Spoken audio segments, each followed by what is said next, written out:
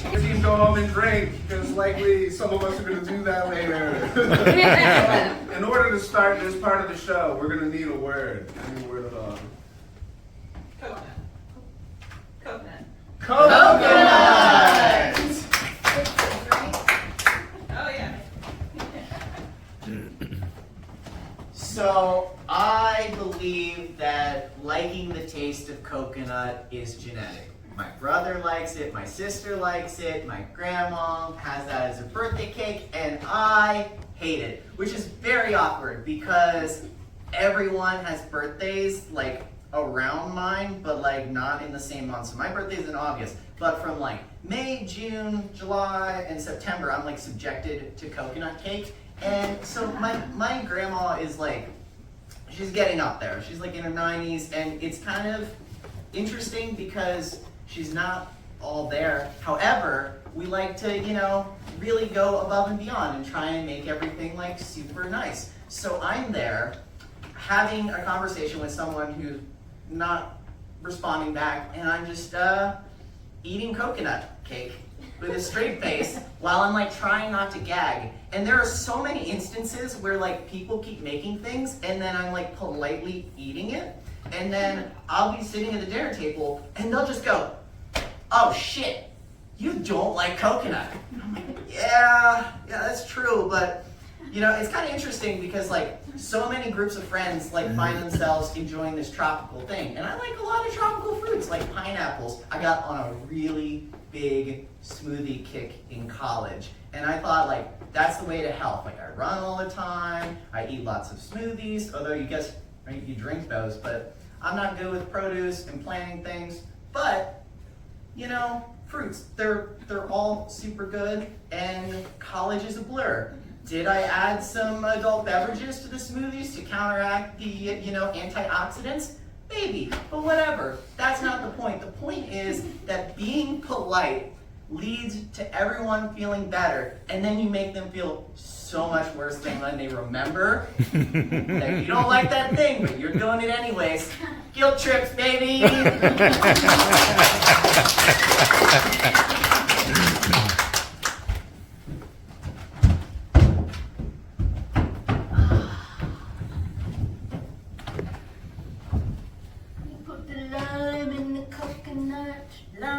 How does that song go, honey? And then you drink it all up. And you drink it all telling you this up. every time we go on vacation. You just play that song on repeat. Every time you put the lime in the Coke, you nut. And Well, you loved it when we danced to it at our wedding. it was fun the first time, but after the 77th, I think I just want to throw the towel in sometimes. And we're at the beach, so I might as well. Well, but you still love me enough to bring me on this tropical vacation. I love you enough to take you out here and then drink myself into oblivion. Cabana Boy. Another one, Cabana Boy, one for him too. Make it a double, please. Oh! Taste this. It's pina colada. Oh you know, shit, I'm I allergic forgot to you pineapple. hated that. Sorry. I need my EpiPen.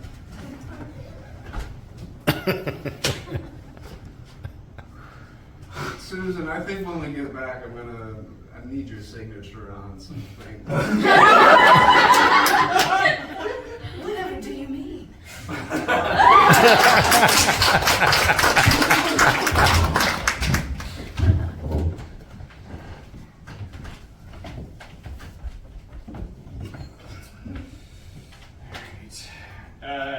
Hey babe, can you get in here? I need some help with the stirring up the taco meat. Huh? Taco meat. We're making tacos.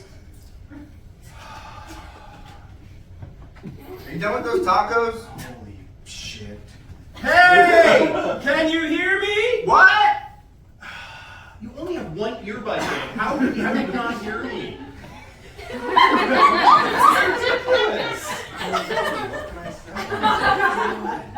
Okay. You want help with the taco meat? Well, now we need to talk about this because I'm enraged. One earbud. One earbud. One earbud over there. 2 ears, bud. Bud guy. I marry you because you're a headphone guy, and I'm an earbud gal. Here we are. I was just doing my own thing, sweeping over here, and you're making the taco meat. That's what was going on. Oh, shit, it's burning. Oh.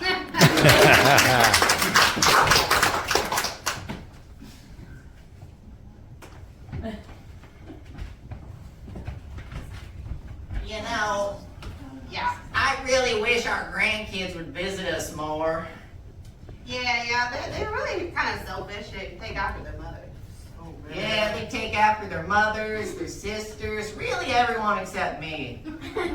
Yeah, well, you know, they didn't see you too long, so they didn't have too much time to absorb your shenanigans. Ah, shenanigans. I remember when they invented shenanigans. You know, I believe that shenanigans is what brings this country together. See, if only our grandkids would partake in my shenanigans. Your shenanigans. Like the time that I You think your shenanigans can save the world?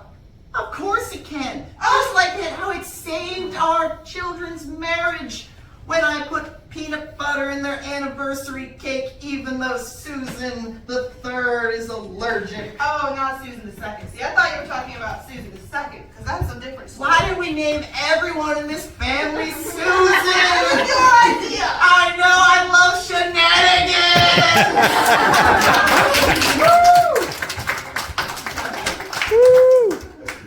So speaking of shenanigans, my family uses that word all the time. My family on both sides hail from Ireland.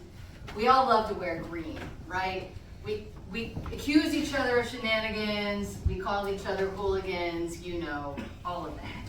So we had some shenanigans last time I was in Ireland in December, and I had arranged. My sister came with me and her husband, and I had arranged to meet up with some of our cousins.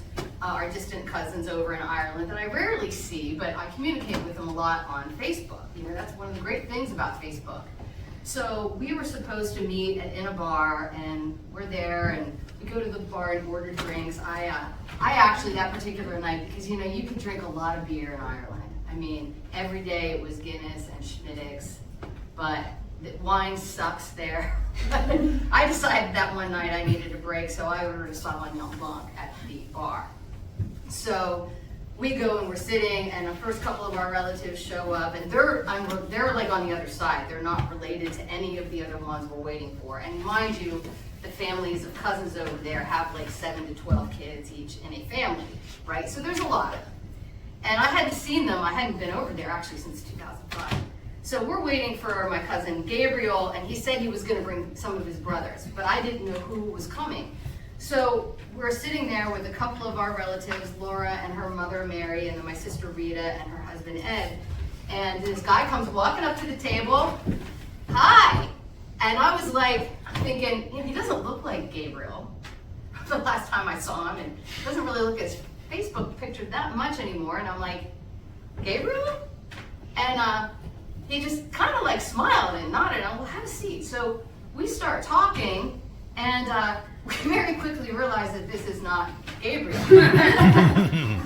And so we ask what his name is. And he says, oh, everybody calls me, you know, so-and-so because I'm a doctor. Finbar. Finbar is my name. Finbar. Okay, well, Finbar, you know, where are you from? Where do you live? Oh, I'm homeless. Now this guy walked in. I don't know what the homeless generally are like in Ireland. They are a hell of a lot better dressed than homeless. Because this guy had on a leather bomber jacket, a more expensive sweater than what I was wearing, and he had a cell phone. Which a couple of minutes later, as we're deciding what the hell to do to get out of this uncomfortable situation, Laura's Facebook messaging me under the table, that's not Gabriel. I'm like, I know. So we said, Finbar, can we get you something to, you know, are you thirsty? Can we get you some food? Yes. What can we get you? Sauvignon Blanc. No Finbar, we can't get you that, but would you like some juice, some some food or whatever. And meanwhile, his phone rings. He starts talking on the phone. Yes, I'm here at the blah blah blah bar and and we're in Derry and blah blah blah blah. And he looks at my sister. He says, "Oh, it's for you. She wants to talk to you. Oh, it's me daughter." So my sister takes the phone and says, "Yes, hello. Yes, we're here with your dad.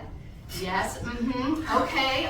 Well, the management is here. Yes, we will do that, and we should. Okay, and we can do that. Yes, we will. Don't worry, we'll take care of it. Okay, thank you very much." And she hands the phone back. So we go over and we have to call the management to come over and handle the situation. And it took a couple of different people to convince Finbar that he had to leave these nice visitors and that he had to go home. But I will tell you that is definitely one of the my most favorite shenanigan stories from my trips to the motherland.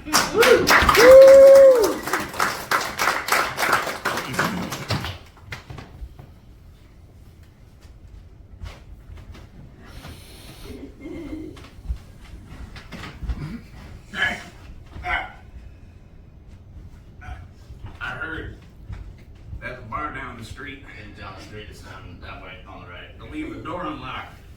That they do. I go in there and then I sit in their bathroom and I wait. And then I come back out and I sit at one of the tables. Yeah. Yeah, real good thing. I heard that there's somebody that does that at the bar down there. Probably me.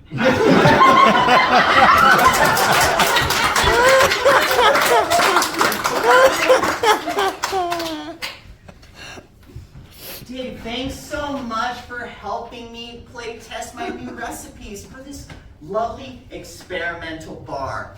Okay? So, got 1 part tequila. It's good. Okay? A little bit of lime juice, looking good, right?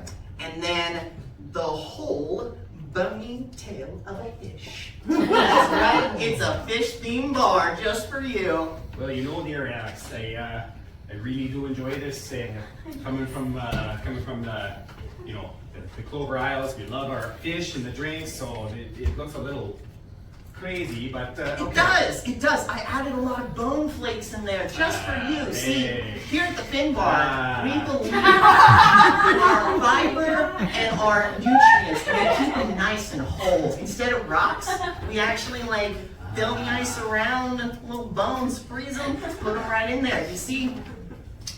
Don't tell anyone, that's real whale. Well,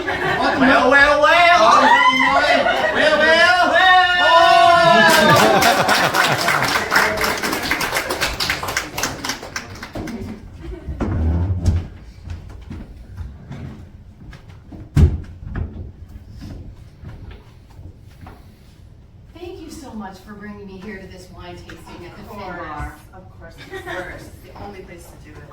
I wonder, do they have good Sauvignon Blanc here? They do, but they also have it's a little strange, but they got an apple juice to turn into a wine. I'm not sure what they were thinking, but they call it the Apelio. I don't know. Don't blame me. I mean, Are you suggesting that we try that? Well, it's part of the flight, so you might give it a try. It's worth your $50 each. Well, we have a designated driver, so I was just hoping to, Yeah. get our money's worth, right? So. It's a mystery one. They don't label them. Sir? All right, so No? truth Okay. be told, I was hoping you would try it first. Okay, anything for you.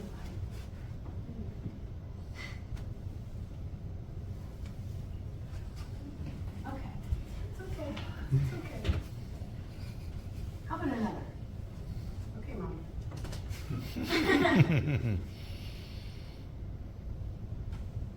You need to drink the breast. You drink like the whole thing. That's a little Well, I brought you here because I needed a little liquid courage to tell you something. Uh-oh. Is it?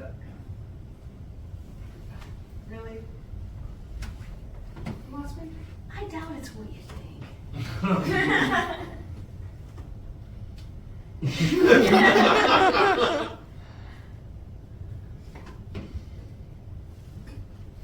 Just keep it over there.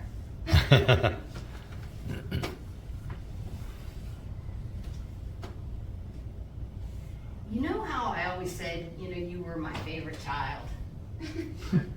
Uh-huh. And I know you think that you're my only child.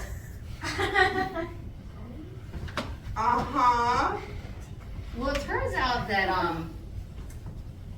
all of the bartenders at this place are your brothers. They're my brothers. Well, you know what? Technically half So that's brothers. what you were saying, because last week you were real strange. Like, we passed by that place and you were like snickering and pointing. I'm like, what is she doing? Well, I mean, I just didn't find out I had these kids last week. I've known, as long as they All were of the bartenders. All of them. bartenders, and then many years before that. Yes. All of them. I know your hearing goes when you start to get a little tipsy, but yes. Certainly this one is me.